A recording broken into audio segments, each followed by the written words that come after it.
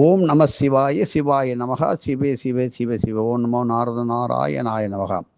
நமது சர்க்குரு ஸ்ரீலஸ்ரீ குருமங்கல கந்தர்வா ஸ்ரீலஸ்ரீ வெங்கட்ராம சுவாமிகள் ஒரு தொடரிலே திரு அருணாச்சல சிவமாகிய திரு அண்ணாமலையின் மகிமையை சித்தர்களின் அருள்மொழியாக நமக்கு அளித்து வரும் பொழுது, திரு அண்ணாமலை பற்றிய ஒரு அரிய ஆன்மீக ரகசியத்தை தனது குருநாதராக இருந்த ஸ்ரீலஸ்ரீ இடியாப்ப ஈச சித்தரிடமிருந்து பெற்ற குருகுல வாச அனுபூதிகளை கலியுக மக்களின் ஆன்மீக பெருவாழ்விற்காக குரு ஆணையாக இந்த அருட் செல்வத்தை எல்லோருக்கும் கொடுத்தார்.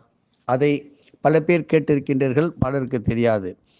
இப்பொழுது வருவோம். திங்கட்கிழமை கிரிவல மகிமையை பற்றி சொல்லியிருக்கின்றார். இப்பொழுது செவ்வாய்க்கிழமை என்று கிரிவலம் வரும்பொழுது அதனுடைய பெருமையினை குருவருளால் நாம் இங்கே பார்ப்போம்.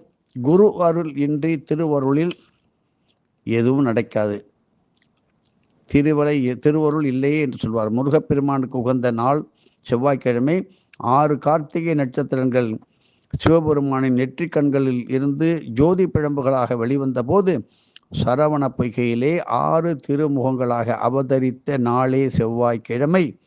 செவ்வாய் பகவான் போற்றி துதிக்கும் திருமூர்த்தி ஸ்ரீ துர்காதேவியே தன் பூரணமான அம்சங்களுடன் அனுக்கிரக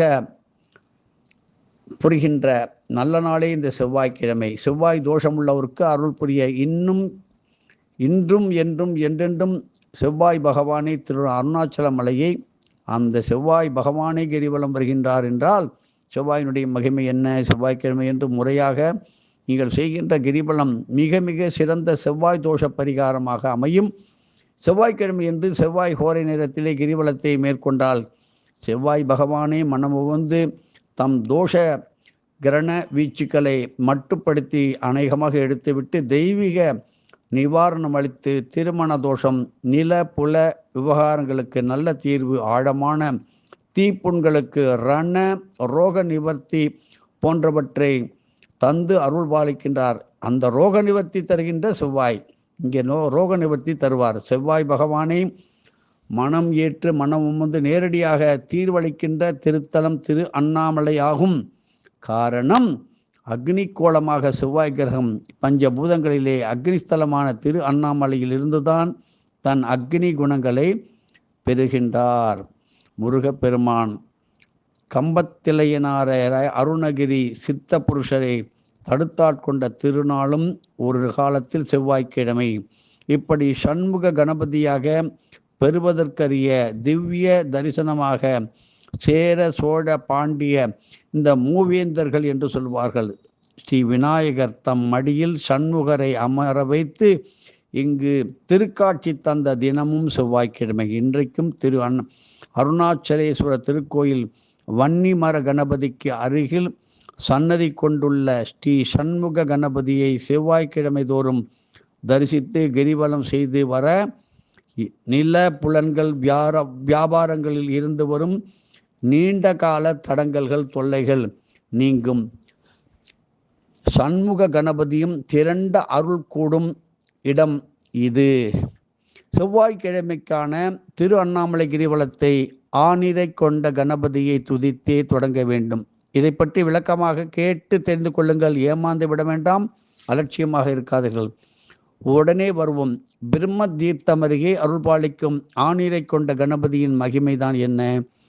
சேர சோழ பாண்டியர்களும் மூவரும் வலுப்பெற்று ஒற்றுமையுடன் ஆட்சி புரிந்த காலம் அது. யானைப்படைகள் பெருத்து இருந்தமையால் மூவருமே படைபல செருக்கிலே பந்தாவில மிதந்து முறையான கஜபூஜையை செய்ய மறந்துவிட்டார்கள். அப்பொழுது ஆணவம் செருக்கில் பிறப்பது தான் இந்த மமதை. அப்படிப்பட்ட அந்த காலத்தில் யானைப்படை பலத்தை வைத்துதான் ஆட்சியின் ஆயுள் மயம் நிர்ணயிக்கப்பட்டது என்று எல்லோருக்கும் தெரியும். இப்படி சதுர்த்தி திதி அன்று யானைப்படைகளை அப்படியே அணிவகுத்து வரிசையாக நிற்க வைத்து ஸ்ரீ கணபதிக்கு பல்வேறு அபிஷேக ஆராதனைகள் யானைகள் மூலமாகவே நடைபெற்றது. பிறகு 108 யானைகளை கொண்ட தொகுதியில் சைவ வைணவ முறைகளில் கஜபூஜை நடைபெறும். எங்கெல்லாம் 108 யானைகளை கொண்டு கஜபூஜை நடைபெறுகிறதோ அங்கு 108 யானைகளில்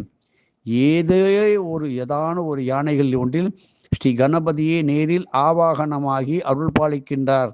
அன்று அங்கு அந்த யானை பலவித தெய்வ அம்சங்களை வெளிக்காட்டி நிற்பதில் இருந்தே அதனை நாம் அறிந்து கொள்ளலாம்.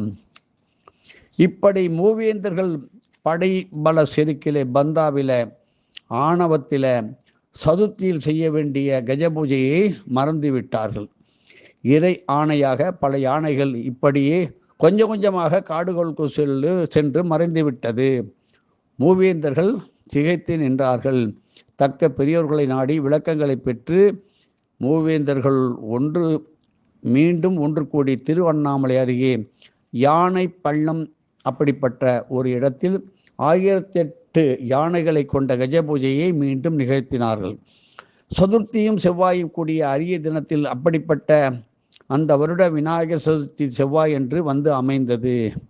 பூலோகத்தார் மட்டும் இல்லாமல் பல கோடி லோகவாசிகளும் இந்த அரிய பூஜைகளில், இந்த கஜ பூஜைகளை கண்டு பரமானந்தம் கொண்டார்கள். குறிப்பாக கணபதி உபாசகர்களுக்கு இது ஒரு பெரிய தெய்வீக விருந்தாக அமைந்தது.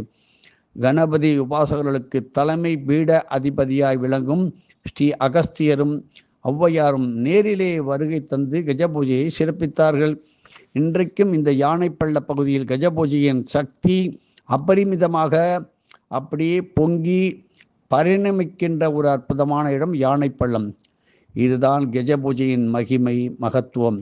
இப்படி இந்த மகா கஜபூஜையின் நிறைவிலே ஸ்ரீ கணபதி ஆவாகனமான ஒரு தெய்வீக யானையின் ரூபத்தின் அந்த மூவேந்தர்களுக்கு ஒரு அருள்வாக்கு கூடியது. என்ன?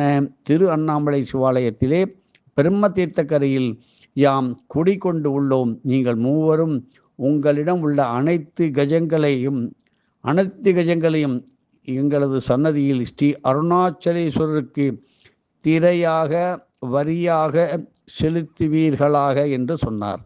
ஸ்ரீ கணபதி அருள் ஆணையிடவே இந்த மூவேந்தர்களும் தம் படை ஆணைகளை திரட்டி சென்று திரு அண்ணாமலை திருக்கோவிலிலே பிரம்ம தீர்த்த கரையிலே அருள்பாலிக்கும் ஸ்ரீ ஆனிரை கொண்ட கணபதியிடம் அப்படியே சமர்ப்பித்தார்கள். இது நடந்தது, கதையில் நடந்த நிகழ்ச்சி. பழங்கால ஆனால் மிகவும் சக்தி வாய்ந்த மூர்த்தி. எத்தனையோ கோடி யுகங்களாக இங்கு அமர்ந்து அருள்பாலிக்கும் மூர்த்தி. இவரை யாரும் கண்டுகொள்வதே இல்லை. இப்பொழுது தெரிந்து கொள்ளுங்கள். ஸ்ரீ கணபதி உபாசகர்கள் தாங்கள் பெறுகின்ற திரவியத்தை, செல்வத்தை இவரிடம் அர்ப்பணித்திட வேண்டும். துவாபர யுகத்திலே ஸ்ரீ கிருஷ்ண பரமாத்மாவாக உலா வந்த போது கோகுலத்திலேயே ஆணிரைகளான பசுக்கள் கன்றுகளின் கூட்டம் கொஞ்சம் கொஞ்சமாக குறைந்திடவே அனைத்து கோகுலவாசிகளும் ஸ்ரீ கிருஷ்ணருடன் அருணாச்சலம் வந்து இங்கு தங்கள் ஆணிரைகளை, அவருடைய பொருள்களை ஸ்ரீ கணபதியிடம் அப்படியே மனமாற அர்ப்பணித்தார்கள். அப்பொழுது ஸ்ரீ கிருஷ்ணரே ஸ்ரீ ஆனிரை கொண்ட கணபதி என பெயரை சூட்டி தானே வணங்கி துதித்து தாமே அந்த வேணுகோபாலனாக அருட்காட்சி தந்தார். அந்த வேணுகோபாலனாக அவரே இன்றைக்கும் திரு அருணாச்சலேஸ்வரர் மூலவருக்கு பின்னால் முதல் பிரகாரத்திலே எழுந்து அருள்பாலிக்கும் குழலூதி நின்ற கோலத்தில் காட்சி தரும் ஸ்ரீ வேணுகோபாலன். ஸ்ரீ வேணுகோபாலன் இப்பேற்பட்ட அற்புதமான வேணுகோபாலன் தோன்றிய முதல் இடமே திரு அண்ணாமலை. இன்றும் நீங்கள் தரிசிக்கலாம். திருச்செவ்வாய்க்கிழமை என்று அருட்காட்சி தந்த அற்புத மூர்த்தி. இவை தொடர்ந்து நாம் பார்ப்போம். இப்படி அண்ணாமலையை சொன்னால் 1000 புராணங்கள் தொடரும். இப்படி 3வது இதில் ஒன்று சொல்வோம். தீராத கடன்களால் துன்பப்படுகின்றவர்கள் பல பேர். அவர்களுக்கு ஒரு எளிமையான தீர்வு ஹர்ஷனம் என்னும் யோக நேரத்திலே. இன்று ஹர்ஷன நாம யோகம். இப்படி இந்த யோக நேரத்திலே பஞ்சாங்கத்தை நன்றாக பார்த்து தெரிந்து கொள்ளுங்கள். ஸ்ரீ ஆஞ்சநேயர் கோயில் சன்னதிக்கு சென்று ஆஞ்சநேயர் மூர்த்திக்கு உரிய காயத்ரி மந்திரத்தை குறைந்தது 108 முறையாவது மனதார ஜெபித்து நைவேத்தியம் செய்து வடை மாலை தானம் அளித்து வர வேண்டும். ஆழ்ந்த நம்பிக்கையுடன் விடாது செய்து வந்தால் கடன் தொல்லைகள் நீங்கி அற்புதமான சுகவாழ்வு கிடைக்கும். ஸ்ரீ அகஸ்தியருக்கு உரித்தான காயத்ரி மந்திரம் ஓம் தத்புருஷாய வித்மஹே வாயு புத்திராய தீமகி தன்னோ மாருதி பிரச்சோதயாத். இவர்தான் அகத்தியர் சொல்லிக் கொடுத்த எளிமையான மந்திரம். ஓம் தத்புருஷாய வித்மகே வாயு புத்திராய தீமகி தன்னோ மாருதி பிரச்சோதயாத். கடன் இல்லாதவர்களே இல்லை, பொருள் இல்லாதவர்கள் இல்லை. பொருள் உள்ளவர்கள் பயத்துடன் வாழ்வார்கள், கடன் உள்ளவர்கள் கவலையுடன் வாழ்வார்கள். கடன் உள்ளவருடைய கடனை தீர்ப்பதற்கு இதை சொல்லுங்கள். ஹர்ஷண நாமயோகம். தினமும் பஞ்சாங்கத்தை பார்த்து வெற்றி பெறுங்கள், சந்தோஷமாக இருங்கள். எதுவும் என்னுடையதல்ல, அனைத்தினுடைய அருளாலா அருணாச்சலா.